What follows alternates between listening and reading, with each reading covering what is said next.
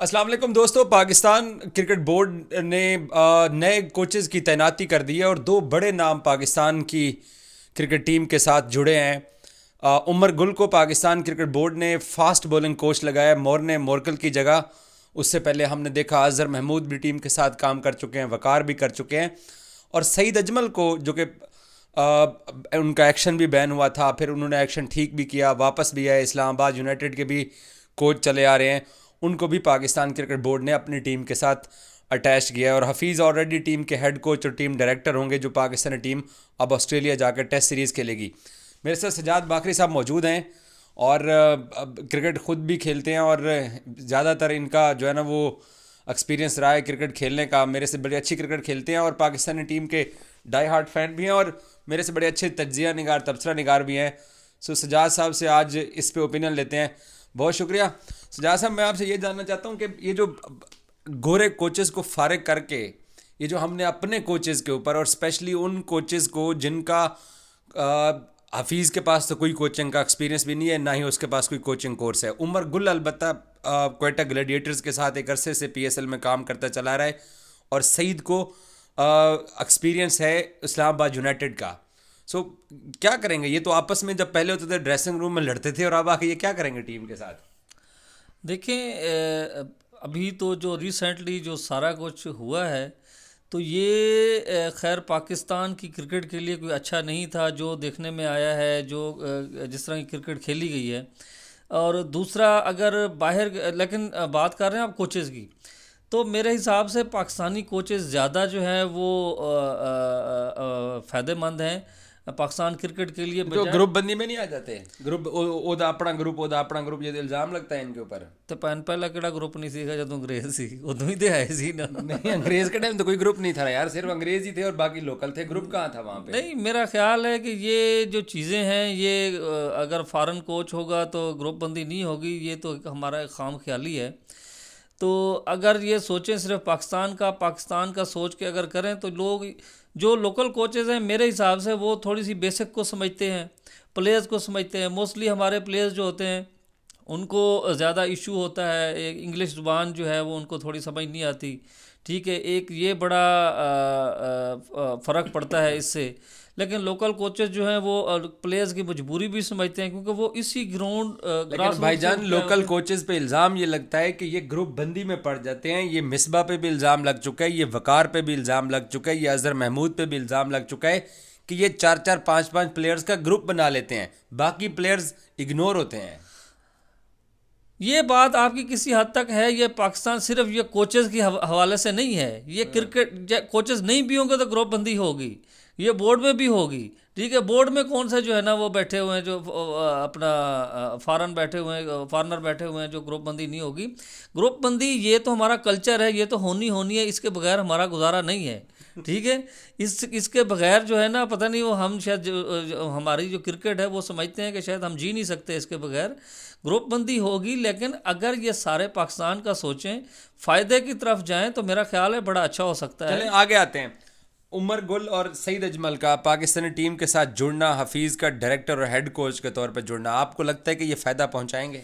देखें, सबसे पहली बात यह है कि ये जो तीनों क्रिकेटर हैं, उमर गुल हो गए, सईद अजमल हो गए और हफीज़ हो गए, सबसे पहले ये देखा जाना चाहिए कि इनका जो करैक्टर है वो कैसा है। क्योंकि आजकल हमारी क्रिकेट में फिक्सर्स के बड़े नाम हैं, ये ऐसे तो नीट एंड क्लीन बंदे हैं तीनों। नीट एंड क्लीन लोग हैं। और फिर जो दोनों बॉलर हैं, सईद अजमल हो गए या उमर गुल हो गए, ये दोनों अपने टाइम पे बड़े पाकिस्तान के लिए इन्होंने बड़ी खिदमत अंजाम दी हैं और दोनों बड़े वर्ल्ड क्लास बॉलर हैं, इसमें कोई शक नहीं है।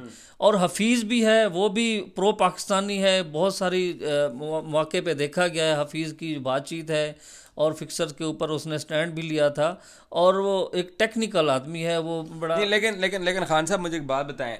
मोहम्मद आमिर के बारे में आपने इशारा जो किया है और शर्जील के बारे में हफीज़ ने कहा था कि इनको नहीं होना चाहिए। एक ऐसा बंदा जिसको सज़ा होती है वो सज़ा काटने के बाद आता है, हमारा मज़हब भी, हमारा कानून भी, आईसीसी का कानून भी दोबारा मौका देने की बात करता है। तो बाज़ लोग हफीज़ पे ये भी तनकीद कर रहे हैं कि हफीज़ का ये जो अग्रेसिव स्टांस था मोहम्मद आमिर वाला, मोहम्मद आमिर के फैंस तो उसको एक्सेप्ट नहीं कर रहे हैं। यार बात आपकी ठीक है कि माफ़ी होनी चाहिए, लेकिन कुछ चीज़ें ऐसी होती हैं अगर आप एग्जाम्पल नहीं सेट करेंगे तो ये चीज़ें रुकेंगी नहीं। आपने आमिर को माफ़ी दी थी, उसके बाद शर्जील का केस आ गया, ठीक है। उसके बाद एक और क्रिकेटर था PSL में, वो ओपनर बैट्समैन, मैं नाम भूल रहा हूँ, अब्दुल्ला सॉरी खालिद लतीफ़ थे। खालिद लतीफ़, ये आमिर के बाद हुए हैं ना ये सारे वाक़यात, ठीक है। तो बात ये है ना, जो मुल्क से गद्दारी, ये मुल्क से गद्दारी के मुर्तकब हुए हैं ना, ये कोई छोटी बात नहीं है।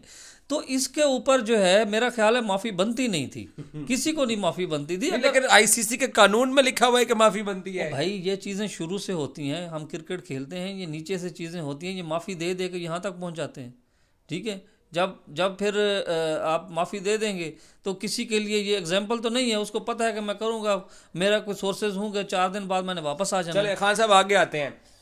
ये जो तबाही, ये जो बर्बादी, ये जो रोना धोना, ये जो सदमात हमें वर्ल्ड कप में मिले हैं, आपको लगता है कि बाबर के बाद शान मसूद साहब, जिस भाईजान की अपनी एवरेज 28 है और उसकी पिछले कोई 10 टेस्ट मैचेस के अंदर कोई 100 भी नहीं है हमारे लिए, और आपको लगता है कि इस क्राइसिस से हम निकल पाएंगे, या जो क्राइसिस से निकलने का सपना देखना चाहिए वो ऑस्ट्रेलिया वाले 3 टेस्ट मैचेस में मार खाने के बाद देखना चाहिए? यार ये तो एक पुरानी मिसाल है हमारी पाकिस्तान क्रिकेट की, कि जिसकी टीम में जगह नहीं होती उसको कप्तान बना दिया जाता है। ये कोई आज की बात नहीं है, ये हमारी रिवायत है और हमने अपनी रिवायत बरकरार रखी है, ठीक है। तो नो डाउट जो ऑस्ट्रेलिया सीरीज पे उम्मीद रखी जाए या उससे आगे की मंजिल देखी जाए, क्योंकि मुझे ये लगता है, देखिए 70 साल से ऑस्ट्रेलिया में टेस्ट सीरीज नहीं जीते, 28 साल से ऑस्ट्रेलिया में सिंगल टेस्ट नहीं जीते हैं। मैं आपको एक और बड़ी बात कर दूं, ये उस्मान अपना शान मसूद को कुर्बानी का बकरा बनाया गया है, उसको ऑस्ट्रेलिया भेज के कप्तान बनाकर। तो उसका मतलब ये है कि अगर वहाँ पे टेस्ट सीरीज़ है और वहाँ से जीतना तो बड़ा मुश्किल है, क्योंकि आज तक जो हमारे जितने भी तबसरा निगार हैं टीवी बैठे होते हैं, माशाल्लाह जीता कोई भी नहीं है वहाँ पे जाके। तो बाद में फिर वही बात है कि शान मसूद भी नहीं चल सका जी, इसको भी उसको भी, मतलब ठीक, अगर मौका दिया है तो फिर आप उसको प्रॉपर मौका दें, उसको 1 साल 2 साल का टाइम दें, फिर उसको जज करें, ना कि एक सीरीज़ के ऊपर या एक टूर के ऊपर जो है ना जजमेंट करनी चाहिए। हाँ जी, बुहरान सर पे खड़ा हुआ या टल गया है इन तब्दीलियों के बाद? नहीं, बहरान क्या, हमें तो बड़ा वक्त लगेगा टीम को आने में, उठने में। ऐसा काम नहीं है। हमारा जिस तरह का स्ट्रक्चर है और जिस तरह की हमारी ये सारी चीज़ें चल रही हैं, ये बहरान टला नहीं है, ये अब नए सिरे से शुरू होगा। अगर 2 साल में भी आप इस बहरान पे काबू पा लें तो मेरा ख्याल है ये बड़ी बात होगी। लेकिन अब मेरा इस पे ओपिनियन ये है कि ये जो चेंजिंग पाकिस्तान क्रिकेट बोर्ड ने की है, गोरों को बिठा के अपने लड़कों को लेके आए हैं, इससे आपको लगता है कि एक होप हम पकड़ सकते हैं, एक उम्मीद पकड़ सकते हैं, या चीज़ें अभी भी वो इर्द गिर्द घूमती रहेंगी? क्योंकि ज़का अशरफ जो है वो है 3 महीने के एक्सटेंशन के ऊपर, मिकी ऑर्थर को रखा था नजम सेठी ने। अगर 8-9 फरवरी को पाकिस्तान में जनरल इलेक्शन है, ऐसा ग्रुप इलेक्शन जीत जाता है, अगर नून लीग जीत जाती है, तो वो तो लेके वापस आएंगे नजम सेठी को। नवाज शरीफ साहब को जैसे कौम वज़ीर आज़म बनाने का सपना देख रही है, बल्कि चंद लोग, तो फिर मिक्की वापस आएगा, फिर ये सारे लड़के वापस आउट होंगे, फिर चीज़ें वहीं वापस आएंगी जहाँ पहले थी। तो तबाही तो अभी भी इर्द गिर्द खड़ी हुई है हमारे। तो अगर तो ये इलेक्शन के ऊपर जा रहे हैं और ये पॉलिटिकल स्टेटमेंट जो है मतलब एक पॉलिटिकल सिचुएशन के ऊपर वो कर रहे हैं, तो इलेक्शन पे तो फिर जिसने इलेक्शन जीतना है फिर तो रमीज़ राजा नज़र आ रहे हैं। इमरान खान इलेक्शन जीतेगा तो हालात तो चलें। Thank you so much. आपने सजाद बाखरी साहब की गुफ्तगू सुनी है। बड़ी खबर यही है कि पाकिस्तान ने सईद अजमल को, उसके साथ उमर गुल को पाकिस्तान टीम के कोचिंग पैनल में शामिल किया है। हफीज़ टीम डायरेक्टर होंगे, लेकिन उनको हेड कोच कहा नहीं जाएगा, बट हेड कोच वही होंगे, और ग्रांट बैडबर्न, मिक्की ऑर्थर ग्रुप जितना भी है उनको NCA भेज दिया गया। Thank you.